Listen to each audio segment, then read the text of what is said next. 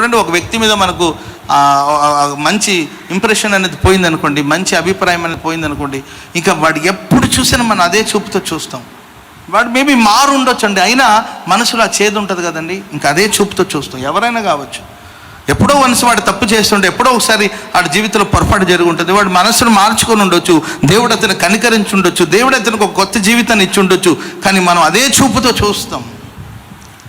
ఎందుకంటే మనస్సులో, మన అంతరంగంలో, మన గుండె లోతులో మనం ఫీడ్ చేసాం, వీడు చెడ్డవాడు, వీడు మంచివాడు. కొంతమందిని మంచివాళ్ళని అనుకుంటాం, వాడు చెడ్డ పని చేసినా మనకు మంచిగానే కనపడుతుంటాడు. కొంతమంది చెడ్డ పని ఎప్పుడో చేస్తుంటారండి, ఎప్పుడో ఒకసారి తిరుగుబాటు చేస్తుంటాడు.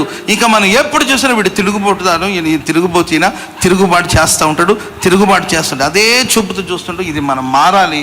ఒక వ్యక్తి గురించి మనకు చెడు అభిప్రాయం కలిగితే వెంటనే ఆ చేదైన వేరుని తుంచి పక్కన పడేయాలండి. లేకపోతే ఆ చేదు అలాగే దేహం అంతా నిండిపోయి